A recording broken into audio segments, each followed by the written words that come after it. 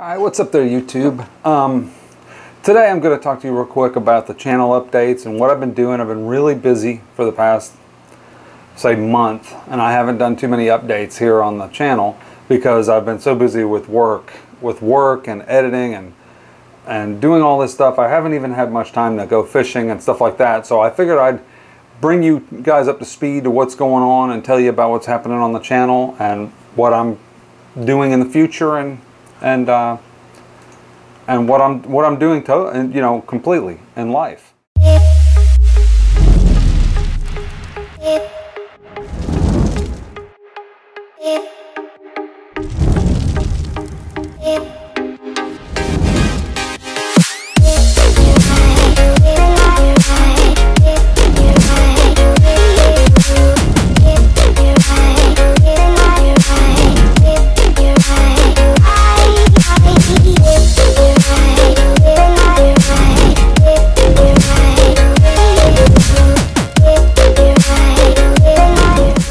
Oh, by the way, Happy New Year's, Happy 2017. We made it. I didn't die. No, a lot of people died, but I didn't. I'm still here. So anyway, 2017 is going to be a pretty good year for me. I can tell already. So I've already booked a couple weddings that want me to deliver in 4K. Now, I shoot in 4K with this little Sony. This little Sony that you've seen the videos from this little AX100. It's a great little camera. I shoot the videos on this little Sony 4K, and I got this camera as a C camera. Basically, it was just an extra camera, and if somebody didn't know how to run or something, I could just put anybody on it and they could get the shot. But what I found out is after shooting, as you know, I'm a Nikon shooter. I shoot Nikon DSLRs. I shoot with the D600 and D750 for photography and for video too. But I kind of want to move away from the DSLR thing. The DSLR thing came about when people started realizing that the DSLRs with a full frame sensor could get some really shallow depth of field and really nice bokeh and make everything look really smooth and give you that really cool film look. But the problem is in time, they're just a hassle to work with compared to a video camera. And what I mean by that is I'll have two Nikons in the bag with lenses on them ready to go, but I still have to put the Rode mics on them, and I still have to, get them all kitted up and ready to go, and I have to use a monopod, and I have to be ready. So when I show up to shoot a wedding, I'll show up, and if something's happening and I want to get that shot real quick, the first camera I'm reaching for is this little Sony, because I can pull this thing out of the bag, flip open the LCD, start recording, and handhold it and get the image stabilization, and it's really smooth, and the image stabilization is phenomenal on this thing. You can bring it down and it'll look it uses a digital and optical combination on this little Sony, and it looks like it's on a jib or something. I mean, it looks that good. A video camera is a lot easier to work with than a DSLR. I don't mind working with DSLRs, and I like getting that certain shot, but the video cameras have come a long ways. This little camera here has a 1-inch sensor in it, I think. Yeah, it's got a 1-inch sensor. The new Panasonic that I'm looking at is the Hcx1, which shoots 4K at 60p.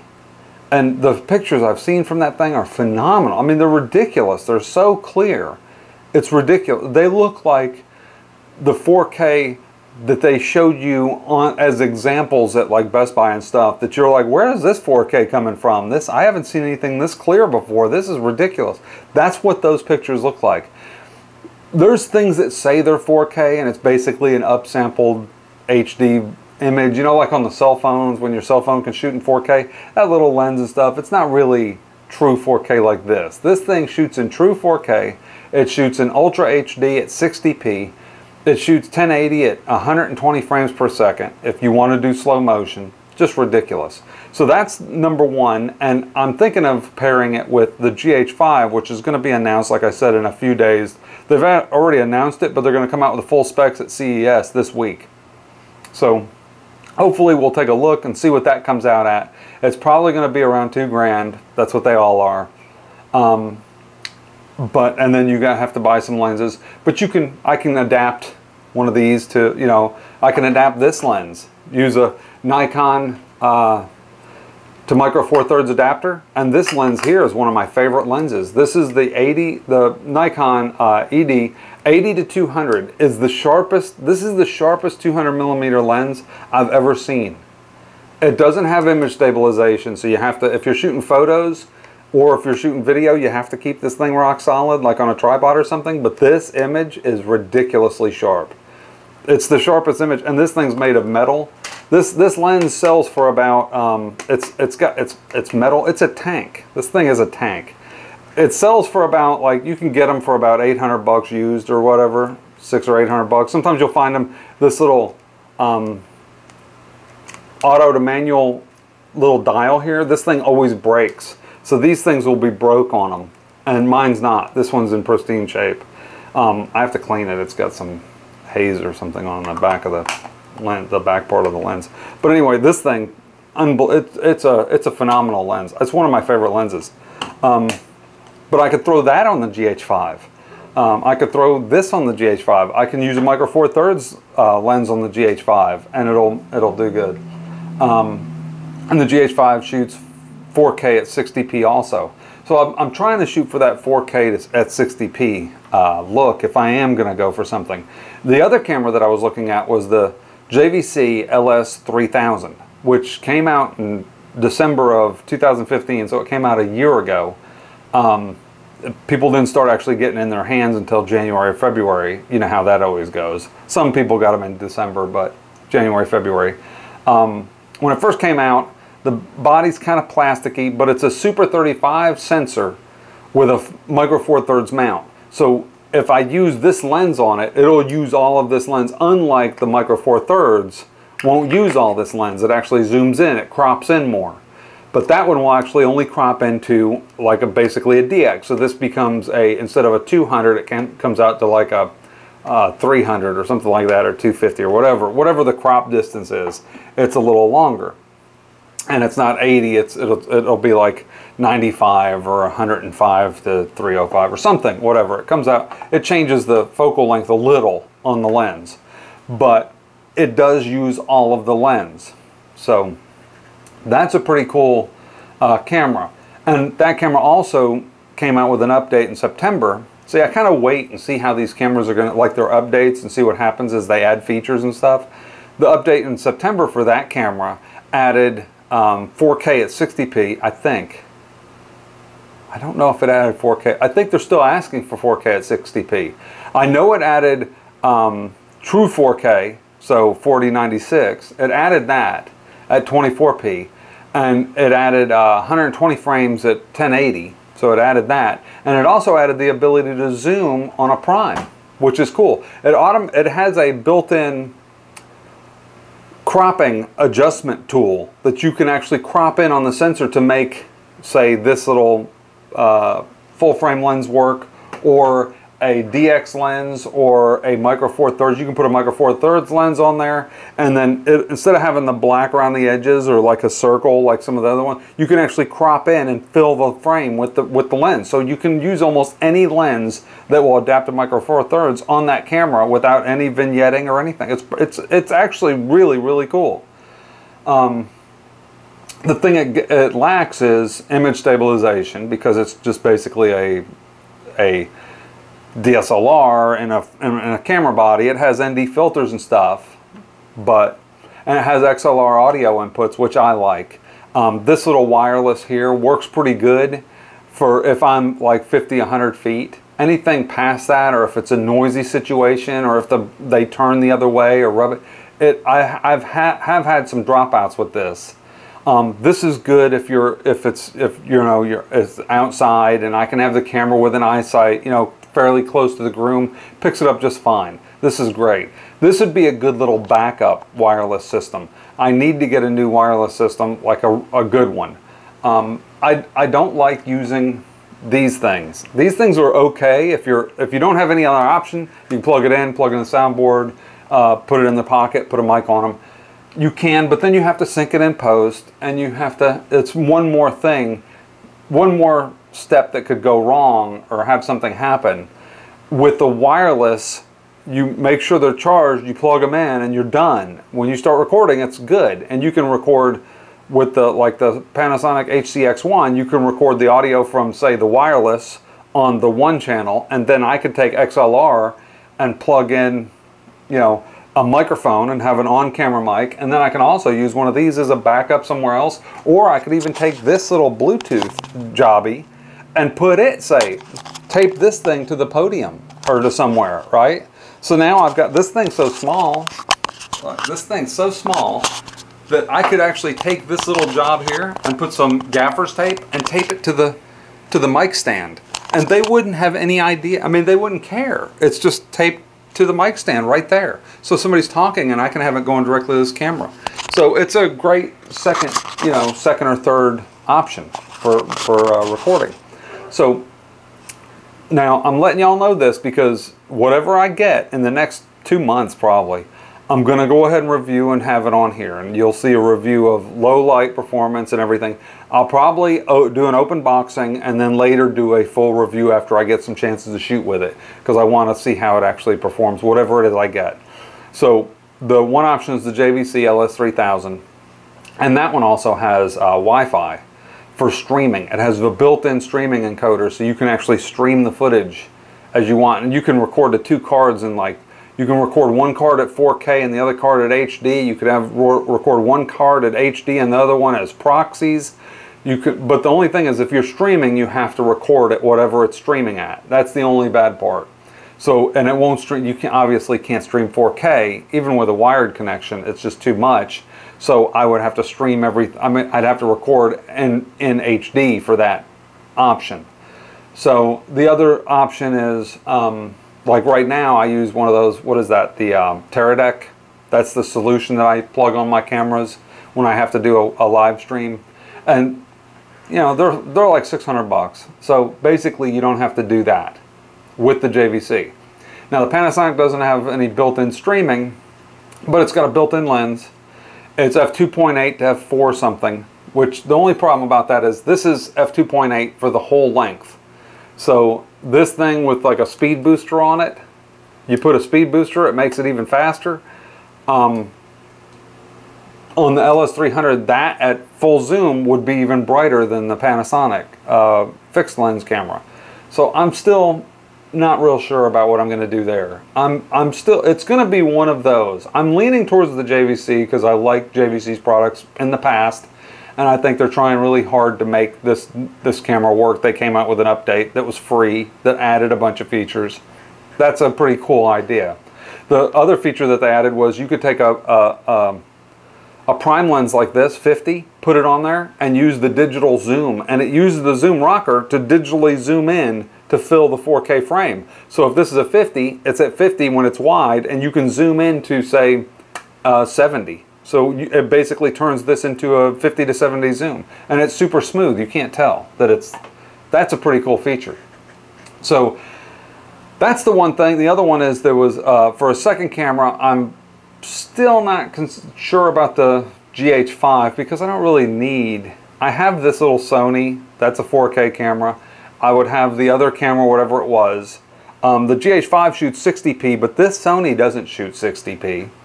So technically I couldn't offer 60p until I replaced this camera with whatever came out next for 60p. So I'd have to replace one of them anyway. Maybe I should just make it where I only replace one. The other option was to get the FZ2500, which has the built-in, it's the Panasonic with the built-in lens. It's a super zoom. It shoots 4K at 30p. It shoots really fantastic. I used the FZ1000 like 2 years ago. I rented it for a job, and the footage from it looked fantastic. I mean, I was surprised that it looked as good as it did. It was every bit as good as the GH4. I mean, I thought the footage looked fantastic on it. So that's another option, is the FZ2500. It has built-in ND filters too, so that's nice, and in-camera stabilization and all that stuff, and it's like a DSLR. So I could use it to shoot stills if I want to, or whatever. You know, I could have it as a backup for still camera along with my Nikons. If I'm shooting photos and videos, I could actually grab that and get some shots with it if I needed to. I would rather shoot with the Nikons for stills, but still. That's the camera end. The other end that I'm working on this year is upgrading the computer. So at CES also in a couple days, AMD is going to come out with their Ryzen full specs. They're supposed to. And the Ryzen is their new 8-core 16-thread chip. This one that I have is an Intel, and I love Intel. I've had Intel since the P4. Before I got the P4, the Pentium 4, I had a dual AMD board, the 8-bit BP6 with 2 AMD processors in it, because I was doing editing video, so I needed as much horsepower as I need. That's the way it goes. So I had that before, so I really liked the AMD back then. I need a new video card. Mine is the GTX 760. It's okay, but it can't run like a widescreen monitor for gaming and then a 4K monitor. It's going to be pushing. It doesn't even have a display port out, I don't think. It might have a display port out, but I don't think so. I think it just has HDMI. But I want to take a 4K monitor and put it right over here on my desk. 4K TV, one of those $400 TVs. I mean, the TVs, you can get a 4K TV now at Walmart for like $400, $399 for a 50-inch 4K TV or 40-something inch or whatever. And so with that many people going out and being able to buy 4K TVs, I'm sure I'll get more clients here in the next year that will be asking for 4K delivery. They'll want to see their footage in the highest quality, clearest possible viewing that they can. So I'm sure that that's what we're gonna be shooting for, is everybody shooting on 4K. Now there's only like one DSLR. I think the Canon shoots 4K at 60p, but I don't want to change into a whole Canon deal and have to get all the stuff for that. I like Canon, but I shoot on Nikon. I like to shoot on stuff that's different. I like to be a little different, so I'll get something different and see how it works.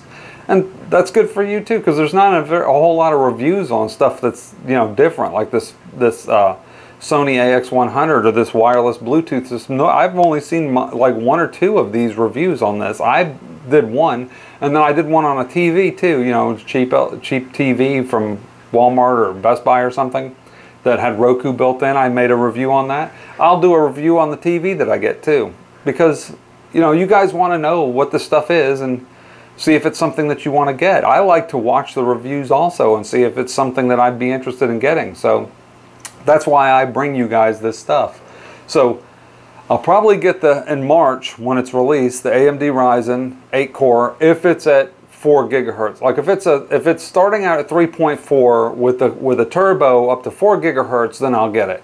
If it's 3.4 with a turbo up to, you know, less than 4 gigahertz, or if they're not able to hit their thing, you know, I might not. It depends on how well the chip seems to overclock and stuff like that, because I'm going to water cool it. I'm going to put it in this 540 case.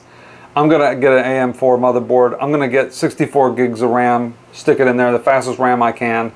I really need USB 3. I need an M.2 drive. I want to get an M.2 and another SSD for editing off of, for like a 540 gig or something like that, just for editing off of, and just use I'm not going to have any spinning hard drives in my computer. They're just going to be in this external enclosure that I use for backups. That's it. Everything else is going to be SSD and stuff like that. I doubt I'll get a GTX 1070. It's a good card, but I think they're just overcharging the heck out of it for just to do it. I mean, $600 for the video card. That should have been the GTX 1080. Should have been $600, not $1,000 or, you know, $800 or whatever, and then $1,000 for the Titan or something. That's ridiculous. They're like $1,200 for a video card. It's ridiculous. So AMD's also coming out with their new Vega GPU, their new Vega cards. We'll see what those do. We need some competition in this area. Competition's badly needed in the computer industry because it's been so stagnant. I've been able to keep my Intel i7-970 for like 5 years now, and it's still, they're a little faster, the newer chips, at some stuff. At a lot of stuff, if I overclock this thing to 4 gigahertz, it's almost as fast as the newest ones. So it's just not, it's not getting it done. They need, it's been going like this for about 8 to 10 years now with no competition. Intel just keeps putting little bitty updates on their chips, and just, you know, basically you get it for the new motherboard. You get the new chips. The only reason to upgrade is to add M.2 and SATA Express and USB 3 and 3.1. That's the only real reasons to upgrade nowadays. So I do need to upgrade to those because I've got like 2 USB 3 ports, and I have to use a hub to get all my USB 3 stuff. And I use USB 3 a lot because I dump all my cards and everything, and I want the fastest connection. I'm going to put 64 gigs of RAM in there because I do a lot of After Effects also. As you can see from that intro that played, that was completely done in After Effects, and After Effects loves RAM. So the more RAM you can throw at After Effects, the better. So 64 gigs of the fastest RAM I can get, probably with some cool LED lights or something on it. I'm going to throw in here also some really good quality, high quality, not outrageous. There's some outrageous brands that like Platinum heat sinks and crap. I don't need all that. Just some good high quality, you know, G-Skill or some kind of RAM. I've got G-Skill in there now, and it's great. It's 24 gigs and it's great. But I'll probably upgrade to 64 gigs of RAM, a couple SSDs, smoking fast system. I'm going to get probably a 34-inch widescreen monitor here, and the TV, and get rid of the 2 24s that I have now, because I'm running 2 24s. I really like them, but this big black bar in the middle, and they take up so much space on the desk. If I could shorten this up a little bit and make it just one 34-inch widescreen, it would be a whole lot easier to edit, and I could edit across the thing. I don't use the 2 screens as much. I could actually have most of my stuff on one screen, and when I go to edit the audio, just jump in, do all the audio on the full screen. I don't need it in 2 separate screens anymore. So one screen will suffice at a, you know, a 1440p or something, and then the 4K TV for viewing whatever I'm working on. So anyway, that's the update. Like this video, like I said, give it a thumbs down, subscribe, and we'll talk to you later. Good, happy New Year, everybody, and hope you have a great time.